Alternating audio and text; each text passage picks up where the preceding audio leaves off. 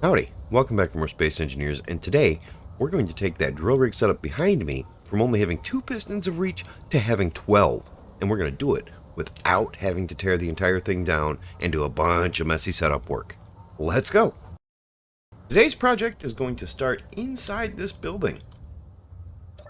We're going to come in here and we're going to turn off mine power, but we're going to do that after we turn off the event controllers, because the event controller will turn it back on. So event controller, just event controller in this setup, controls mine power. So now we're good there. We can turn off mine power. And the one thing that you're going to have to do to make this work is you're going to find the advanced rotor right here. That's the one that's responsible for turning the drill heads. We're going to turn that back on.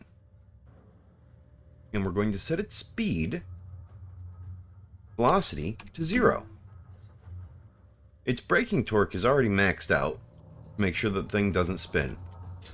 And the reason you need to do that is because otherwise you're just going to get a whole bunch of phantom forces that keeps everything moving. Now, we should be able to come in here, look at this, and hit convert to station. So, I'm going to be right back. That should be stationary. I'm not sure why it's not. Let me figure that out and we'll be right back. Alright, we're back. And here's what you're going to have to do. And it may seem stupid. I just came out to this outside one. And you can see if we come in here and we look at info, we can't convert to station. We should be able to, but we can't. But if we throw a chair in and we just come in here, you can. So plop a chair down on it, convert to station. That'll fix the problem. I don't know why in my creative world it was letting me convert to station right through there yesterday. Because I was actually testing all this. We're going to grind that chair down. It should be stationary. So, we're just going to hope and pray that it's stationary. Now, first thing we're going to do is we're actually going to take out this top piston part. And then we're going to take out this piston. Alright. Now, I need to get that piston pulled up. This is stationary. And I should have done this beforehand. We want to make sure this never moves while we're working on it. Make it part of the voxels. Now we don't have to worry about this being converted to a dynamic grid because we separated it. Should do that first. That will keep this stationary. Don't make the mistake I almost just made. Now, let me get that piston reversed and we'll be right back. Alright, so we're back. That piston is up and now we need to set up our bar. We need to have pistons, of course, because we need to push the pistons down. We are going to need conveyor tubes.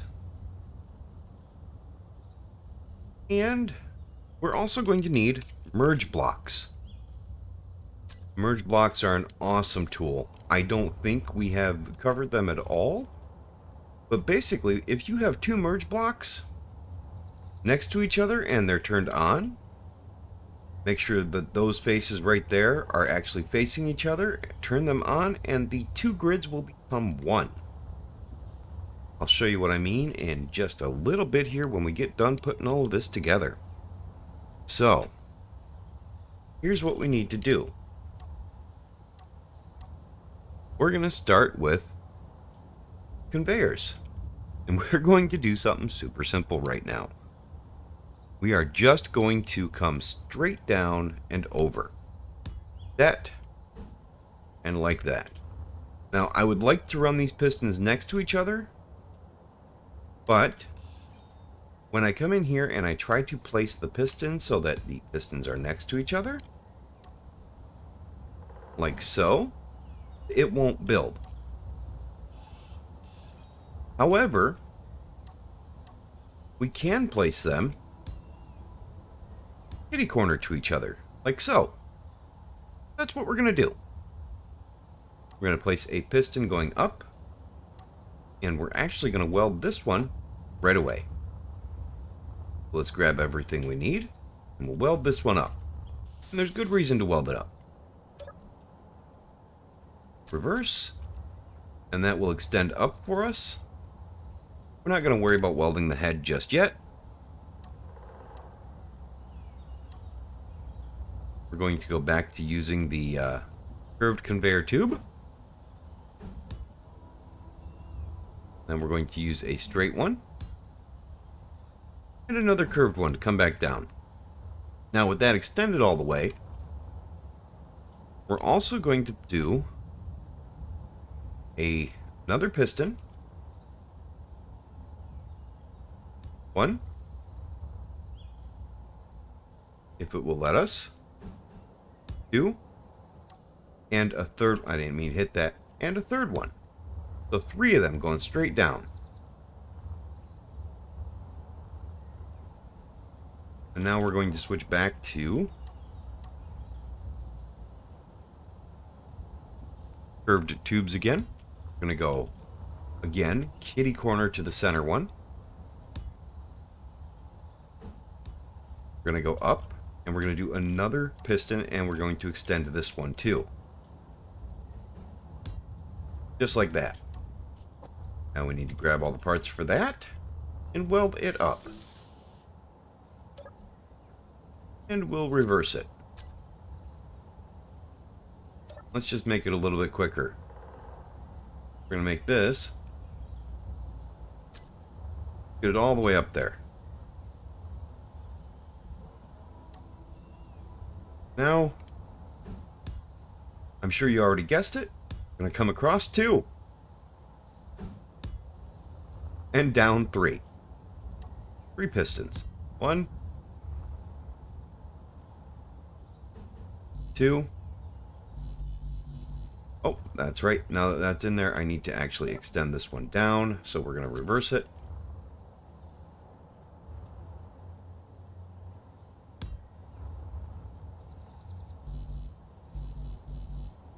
Okay, we'll reverse this back up now.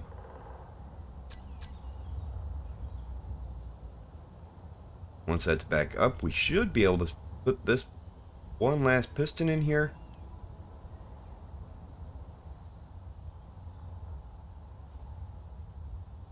There we go. 3 pistons up. Or down. And now we need to get this back to center here. We're going to come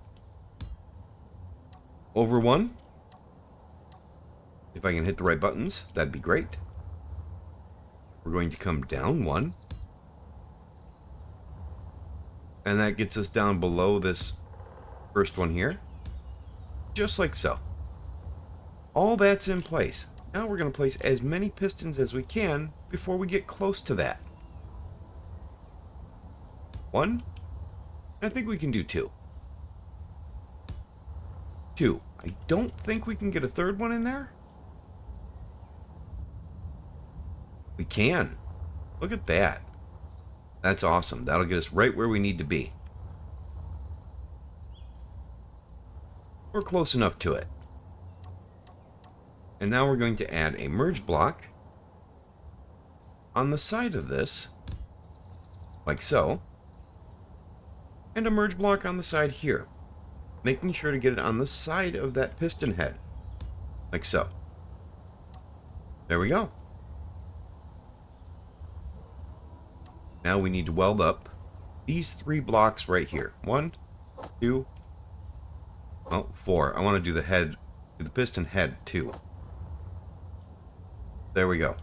That should work nicely.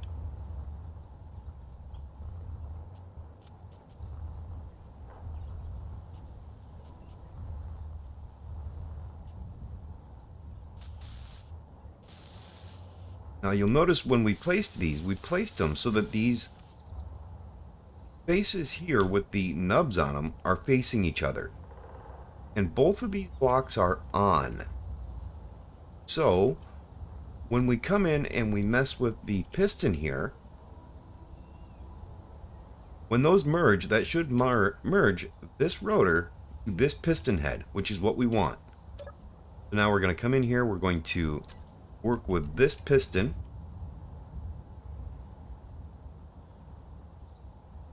And we want to be able to see the merge block. So now we're going to take this piston, watching these merge blocks through our menu here. We're going to make this 0.1. Super slow. And we're going to be ready to turn it off as soon as it merges.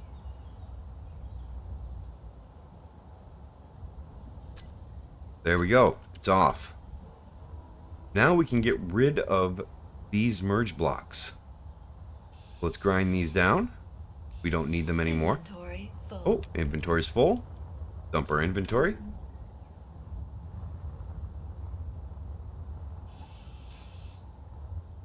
All right. Now we can take and get rid of these blocks because we are merged up to the rest of the thing. Now we've got these extra pistons here that we didn't have before, but that's okay. We're going to reverse this and turn it back on.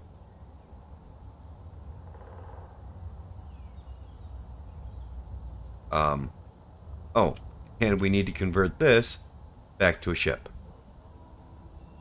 Before I do that, I should... Oh well. Let's see what happens here.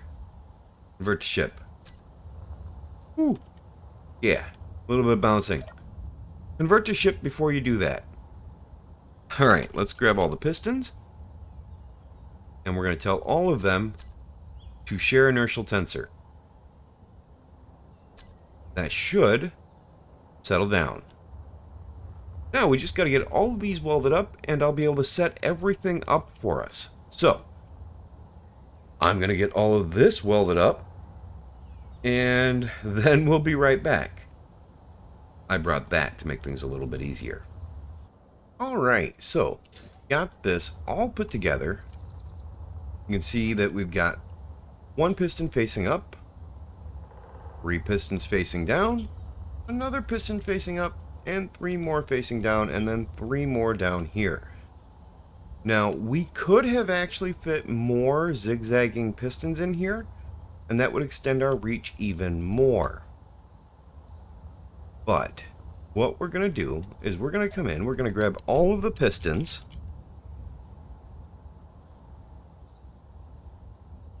Actually, we're going to name just the 2 that are backwards. And we're going to name those just an R in front of their number. Okay? And that will allow us to see which ones are reversed.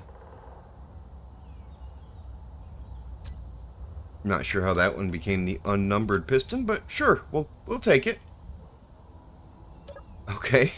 Now, let's see. Looking at these pistons now, we can see that we've got the 2 R ones down here, because they're R for reverse. And we're just going to set the velocity on all of these.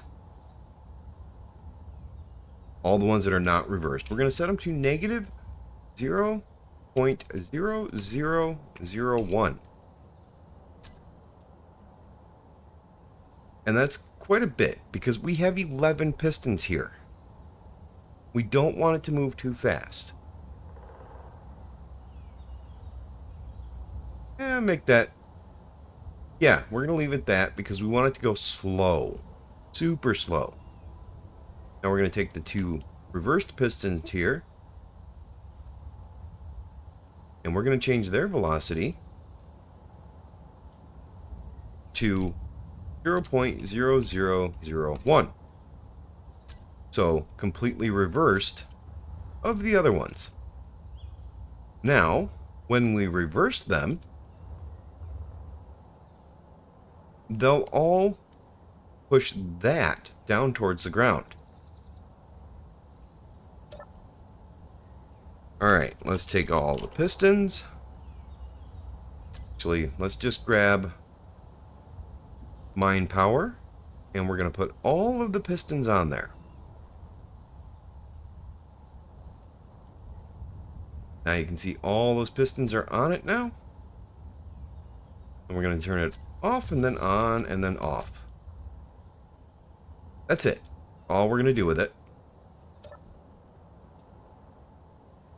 Now, one more thing that we do need to do, all of these pistons, we need to make sure that shear inertial tensor is on with them.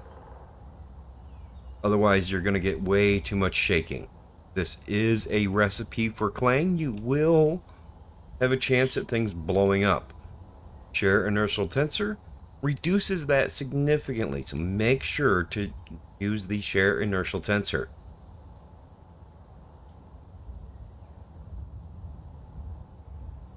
Drill piston 0.1, 0.00. Okay. Now we want them all to go slow. So that's what we're going to do. They're all off. We're going to grab all of these pistons, all of these, and we're going to hit reverse. Now, all their speeds have been reversed. When we turn the whole mine power back on, they should all start pushing towards the ground. So let's come down here, and we're just going to turn on the event controllers. On. Now, unless that refinery has gone through all the stone, it has. So we're going to start by just turning mine power back on. And now, oh shoot, we forgot to unlock the rotor.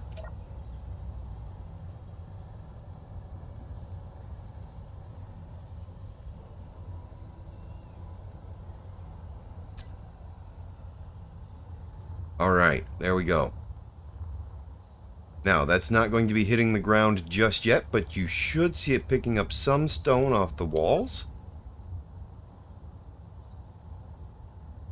Yep, you can see it is picking up a little bit of stone right now, and that's fine.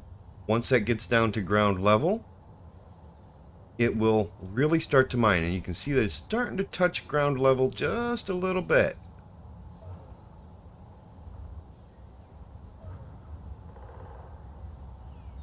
You really do want those pistons to move super slow, because if you put any number in there that's large, you're compounding that number by 11. 1, 2, 3, 4, 5, 6, 7, 8, 9, 10, 11, oh, 12. So, yeah, 12 times the number that you put in. Yeah, you can see that it's starting to occasionally hit the ground. So, this is good. That's where we want this to be. I don't like that it's jiggling that much, but we've already done shear inertial tensor on all of them, so that is the best we can do. For sanity's sake, let's come in here and make sure that it is on all of them. Yeah, and the advanced rotor also on. But yes, this is the most stable we're going to get this. And it is not all that stable, to be honest, but it will function, and it will keep functioning. So this is good. Now, our whole system should be operational for a while to come here. And if we come in and we look at these, we'll see that these are actually full of nickel and silicon. So that's good. Now we're going to make one more change to this thing to try and fix things. Seeing how quickly we ran out of piston last time, I'm going to change these out for yield modules. Alright, now we've got everything out of there, I believe. So we're going to grab the yield modules. We're going to drop yield modules in there. 1, 2, 3, and 4. Now when we weld these up, alright, a quick trip over to the cargo containers, and those are all welded up. Now we'll see that we're getting much more of all the resources. So it takes much less stone to actually fill these containers. And you can see just that little bit of time we spent doing that. We are digging into the ground now. on pretty much all the drill bits all the time. So, yeah, this is definitely the way to go, adding more piston reach. How much are we seeing come through here? None. Absolutely none. Let's see how much each drill head is getting. It's not bad. Alright, so we'll start to see these fill up real quick here. Now, we're going to finish making this look a little better. Ooh. I'm going to grab some steel plates.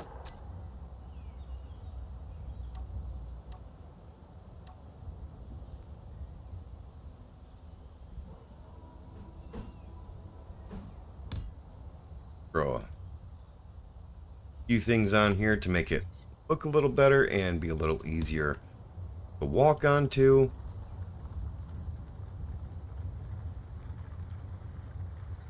Just need to find the right block here. There it is. One more there. And one more right there. And the reason we're doing that is because I can't walk up this little bit of a ledge here. That bugs me. So we'll finish up this ledge, fill in the holes, and hopefully make it all look a little bit better too, because it won't look like it's sticking out of the ground. Over on this side, missing one more block, which is going to be this one right here. Now we'll weld all these up. And I think everything will start to look a bit nicer.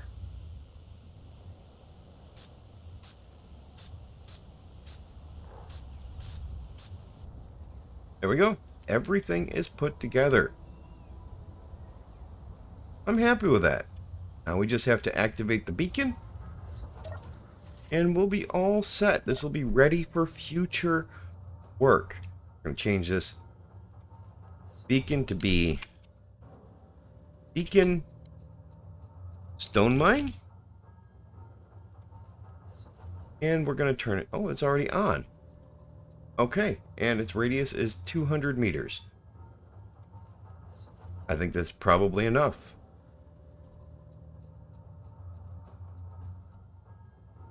Alright, there we go. Oh yeah, right there, stone mine.